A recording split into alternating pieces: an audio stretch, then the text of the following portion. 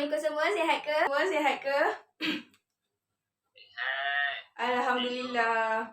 Okey, sebelum saya lanjutkan pembelajaran kita pada hari ini, saya nak tanya ke awak semua. Mengenai pembelajaran minggu lepas, ada sesiapa lagi ke yang tak faham ataupun yang nak tanya soalan dekat saya dulu sebelum saya mulakan kelas kita pada hari ini? Rasanya tak ada juga. Tak ada? Okey. Kalau macam tu, saya teruskanlah dengan pembelajaran kita pada hari ini ya. Okey, sepertinya awak boleh lihat dekat slide sebelah saya ni, ada 3 gambar.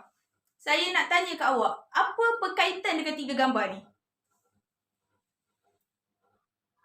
Mereka buat perniagaan, cikgu. Okey, perniagaan betul dah. Tapi perniagaan apa?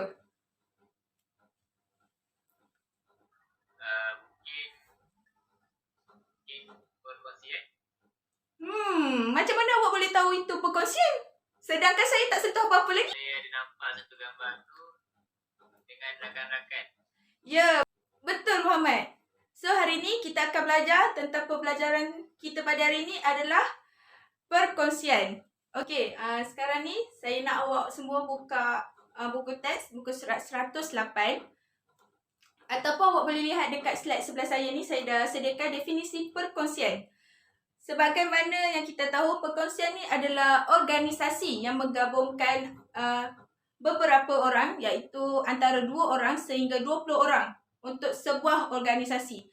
Kiranya untuk, kalau awak rasa awak tak ada partner, itu bukan dipanggil perkongsian, itu adalah milikan tunggal. Sebab milikan tunggal hanya seorang sahaja yang menguruskan perniagaan tersebut. Tapi bila awak ada kawan awak ke datang dan nak menubuhkan sebuah perniagaan baru, so itu boleh dianggap sebagai perkongsian.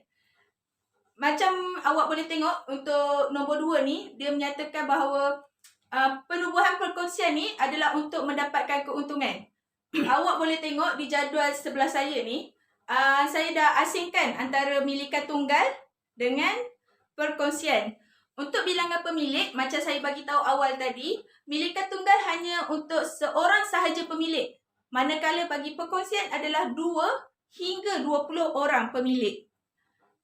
Okey, bagi aspek perkongsian seterusnya adalah dari sudut modal. Seperti yang kita boleh lihat, milikan tunggal modal yang boleh diperolehi adalah melalui pemilik tersebut. Manakala bagi perkongsian pula adalah modal yang diberi oleh pekongsi-pekongsi yang bersetuju dalam penubuhan organisasi tersebut. Aspek seterusnya adalah untung atau rugi. Untung ataupun rugi bagi milikan tunggal akan dirasai oleh pemiliknya sahaja. Sebab milikan tunggal kita tahu bahawa dia seorang sahaja pemilik, so dia seorang je yang akan rasa untung yang daripada bisnes tersebut dengan rugi perniagaan tersebut. Berlainan pula bagi perkongsian. Perkongsian ni apabila berlakunya untung ataupun rugi, mereka akan mengagihkan secara sama rata ataupun mengikut perjanjian yang telah termaktub antara mereka semua. Aspek seterusnya adalah hayat perniagaan. Okey, bagi perkongsian, hayat sesebuah perniagaan tu boleh dibubarkan ataupun tamat apabila antara salah seorang pekongsi tu sudah meninggal dunia, muflis, ataupun memang dah berlaku persetujuan antara pekongsi-pekongsi lain untuk menutup perniagaan tersebut. Kiranya awak tak boleh sesuka hati nak tutup perniagaan tersebut tanpa berbincang dengan pekongsi awak. Sebab pekongsi awak ni sebelum mulakan perniagaan pun diorang dah berikan modal. So awak tak boleh sesuka hati awak, kita tutuplah bisnes ni. Tak boleh. Duduk dulu berbincang macam mana, apa persetujuan antara mereka dan seterusnya ikut kata sepakat. Berlainan pula dengan milikan tunggal. Milikan tunggal bagi hayat perniagaannya adalah pemilik tu yang meninggal dunia atau memang dah tak nak dah teruskan perniagaan dia. So dia boleh tutup tanpa berbincang orang lain sebab dia seorang sahaja pemilik bagi perniagaan tersebut. Aspek seterusnya iaitu penyediaan penyata kewangan. Bagi milikan tunggal, kita hanya melibatkan satu sahaja akaun. Akaun apa tu Muhammad? Lagi sekali saya nak tanya ke awak. Apa dia cikgu? Hoish, awak berangan ke dalam kelas saya? Saya tanya, bagi milikan tunggal, akaun apa yang terlibat dalam penyata kewangan? Akaun perdagangan dan untung rugi. Penyediaan penyata kewangan pula, saya nak sentuh kat bahagian milikan tunggal. Sebab saya tahu awak semua dah pun belajar topik ni. Boleh saya tahu, apa akaun penyata kewangan untuk milikan tunggal? Akaun perdagangan dan untung rugi, cikgu. Ush, betul lah Fikri. Saya ingat awak dah melayang tempat lain dah pemikiran awak tu. Okey. Bagi perkongsian pula, dia berbeza dengan milikan tunggal. Dia ada dua akaun yang terlibat. Satu, akaun perdagangan dan untung rugi. Yang kedua adalah akaun pengasingan untung rugi. Okey, untuk aspek terakhir, iaitu komponen equity pemilik. Untuk perkongsian, kita ada dua akaun, iaitu akaun modal berkongsi dengan akaun semasa. Tapi saya nak tanya kat awak semua untuk equity, bahagian milikan tunggal. Ada berapa akaun yang terlibat ya? Siapa nama awak? Saya lupa kejap. Azim, apa komponen equity pemilik dalam milikan tunggal? Saya nak tanya awak ni. Berapa? Ketiga, cikgu. Boleh awak senaraikan ketiga-tiga semua tu? Yang pertama modal. Okey, betul? Bersih. Untuk bersih? Ketiga, ambilan. Wow, betul lah Azim. Okey, apa yang awak boleh lihat dekat slide yang seterusnya adalah masalah yang dihadapi oleh entiti pemilikan atau milikan tunggal. Maafkan saya, milikan tunggal. Okey. Ada dua masalah yang dihadapi, iaitu modal yang terhad dengan daya saing yang tinggi. Boleh awak cerita tak kat saya ataupun sesiapa yang ada idea macam mana modal yang terhad ni bagi milikan tunggal dapat diselesaikan dengan penubuhan perniagaan perkongsian? Ada siapa-siapa boleh terangkan dekat saya tak? Mereka bergabung, cikgu. Mereka bergabung? Maksudnya kalau bergabung tu, adakah dapat selesai masalah modal yang terhad? Betul, cikgu. Betul maksud Fikri. Bila masalah modal yang terhad ni, kita dapat diselesaikan dengan perkongsian. Okey, contoh saya bagi kat awak ya. Fikri, dia ada RM10,000. Okey. Bila Muhammad datang ni, dia kata kat Fikri, Fikri, saya nak buat perniagaan ni, jom jadi partner saya. Tapi saya ada modal RM20,000. Dan kebetulan pula Fikri ni pun memang nak buat perniagaan. So, masalah dia kat sini pada mulanya adalah modal yang terhad. Dengan RM10,000 ni dia fikir, macam mana aku nak uruskan bisnes tu? Tak boleh, tak lepas. Dan kebetulan rezeki dia tu Muhammad datang, diorang dah buat kata sepakat nak teruskan perkongsian ataupun perniagaan perkongsian, maka masalah modal yang terhad ni dapat diatasi. Faham tak? Faham, cikgu. Okey, bagus. Untuk masalah yang kedua yang awak boleh lihat adalah daya saing yang tinggi. Okey, daya saing yang tinggi ni, contoh, mungkin awak nak buka bisnes tudung ke, siapa-siapa bagi pelajar perempuan kan. Perniagaan tudung ni macam awak boleh tengok lah, ramai yang dah buka tudung. Tudung ni ada, tudung B ada, tudung C ada. Ramai dah buka. Lepas tu awak fikir macam nak kurangkan ni saingan ni, awak tahu kawan awak si B ni nak buka bisnes modal tudung juga. So awak jumpa dia kata, weh, jom kita partner. Kat situ awak dah kurangkan seorang awak punya pesaing dalam perniagaan. Nampak tak? Memudahkan lagi awak nak bersaing dalam dunia pasaran tudung ni. Sebab awak dah panggil kawan, awak dah tarik kawan awak yang seorang ni. Dapat tak selesaikan masalah dengan perkongsian tu? Ya, betul. Masalah kita dah selesai. Sekarang ni mesti ramai yang nak tahu apa kelebihan perkongsian ni. Seperti yang awak dapat lihat, perkongsian ni awak boleh asingkan kerja awak antara perkongsi-perkongsi lain. Kiranya kalau pemilikan tunggal, yang milikan tunggal ni, dia akan rasa terbeban.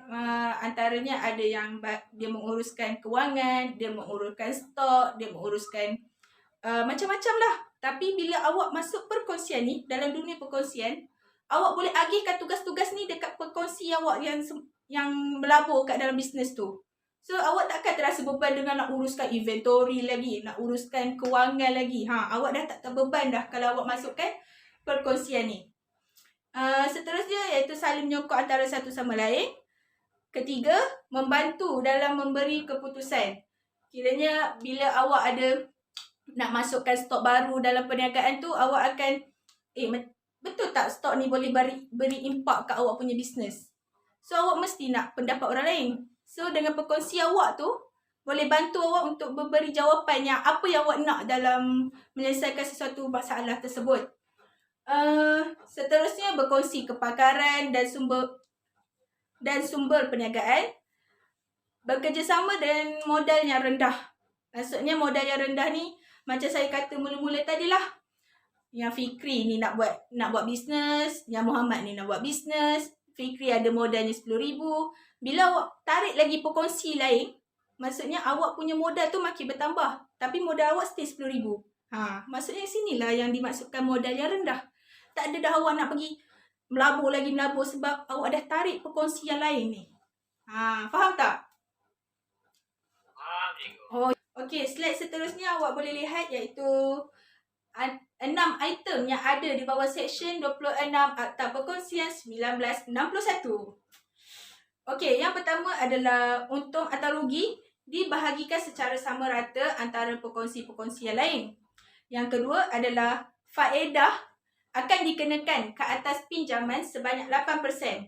Maksudnya setiap kali awak buat loan kat bank kan untuk uruskan perniagaan awak ni, akan untuk perkongsian ni awak akan dikenakan charge ataupun faedah sebanyak 8% lah atas pinjaman tu.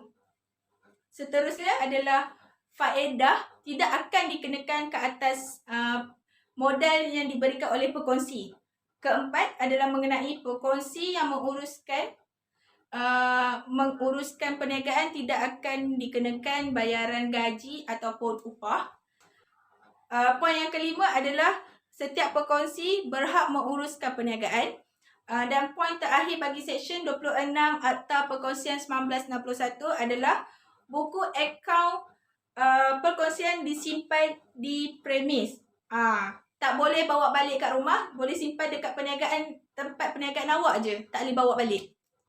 Faham tak setakat ni? Faham, cikgu. Okey, slide seterusnya adalah mengenai kandungan ikatan perkongsian mengikut aspek perakaunan. Seperti yang awak boleh lihat. Okey, yang pertama, jumlah modal yang disumbangkan oleh perkongsi merupakan jumlah kepentingan setiap perkongsi dalam perniagaan perkongsian. Okey, maksudnya kat sini bila awak ada 3 orang perkongsi, seorang bagi RM20,000, RM30,000 dan RM50,000. Maksudnya bila awak tukarkan amount ni dalam bentuk nisbah akan jadi 2, 3 dan 5. Yang inilah yang dimaksud dekat jumlah kepentingan dia. Jumlah kepentingan dia dari sudut bila dapat untung ataupun rugi, macam mana nak diagihkan, ikut peratusan mana, ikut modal yang diberi oleh perkongsi-perkongsi tersebut. Seterusnya mengenai faedah atas modal. Faedah atas modal ni merupakan ganjaran yang dibayar kepada perkongsi kerana menyumbangkan modal yang diberikan dalam perniagaan yang kita uruskan sekarang ni lah. Dan seterusnya untuk beri galakan kepada perkongsi tersebut untuk melaburkan lagi atau memberikan lagi modal mereka dalam perniagaan yang kita uruskan sekarang ni. Yang ketiga adalah faedah atas ambilan. Faedah atas ambilan merupakan faedah yang dikenakan ke atas perkongsi yang mengambil ataupun yang membuat ambilan dalam perniagaan tersebut. Seterusnya adalah faedah atas pinjaman perkongsi. Bayaran faedah akan diberikan kepada perkongsi yang memberi pinjaman kepada perniagaan. Dan seterusnya iaitu gaji, allowance, bonus perkongsi. Bayaran ataupun ganjaran kepada pekongsi yang aktif menguruskan perniagaan, dan amaun bayaran tu tertakluk kepada perkara yang dipersetujui dalam ikatan perkongsian yang pekongsi-pekongsi tersebut buat, ataupun temeterannya perjanjian antara pekongsi-pekongsi yang lain. Dan seterusnya iaitu kongsi untung atau rugi. Kongsi untung atau rugi ni akan ditentukan dari setelah ambil kira dari sudut faedah atas ambilan dia, faedah atas modal, ataupun gaji, allowance, ataupun bonus pekongsi tersebutlah.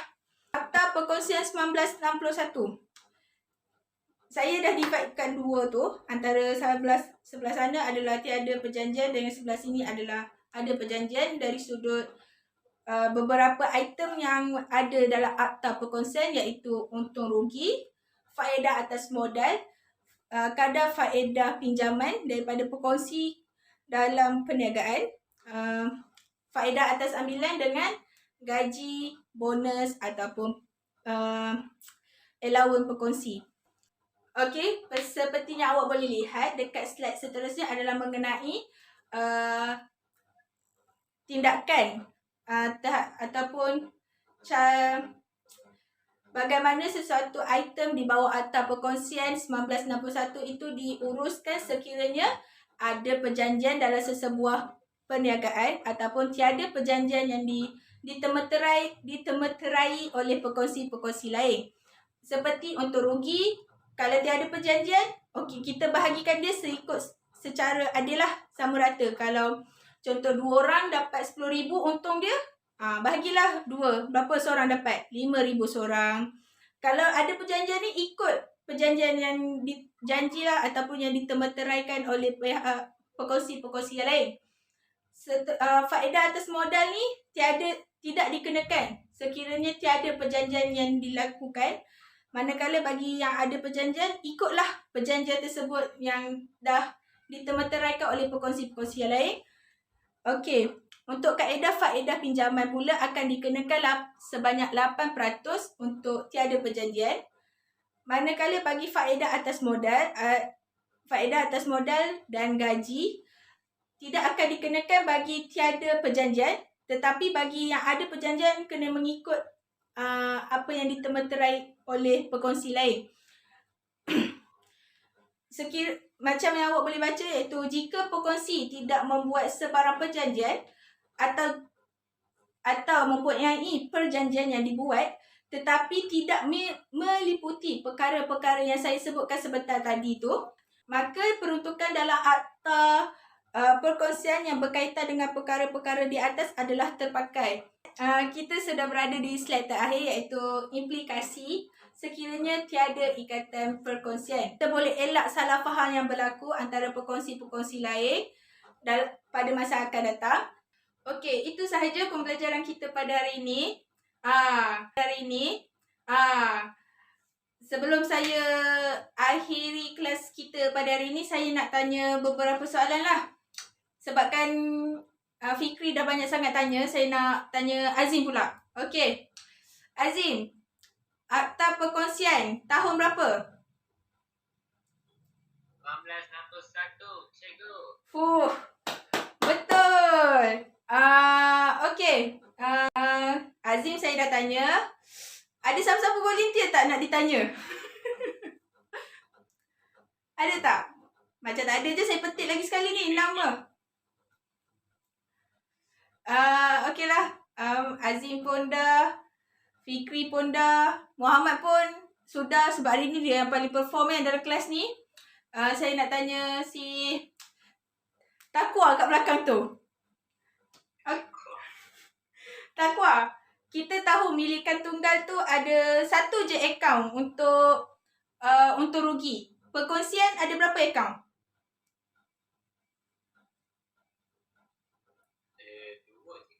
Ada 2? Boleh awak nyatakan? Ya. Okey, yang pertama apa? Akaun perdagangan dan untung rugi. Okey, satu. Lagi satu? Satu lagi akaun pengasingan untung rugi. Ya, betul. Betul apa yang Taqwa cakap tu. So, itu saja untuk kelas kita pada hari ini. Ada lagi ke soalan? Okey, tak ada. Kalau macam tu, lagi saya berundur dirilah dulu. Okey, dengan itu, Assalamualaikum warahmatullahi wabarakatuh.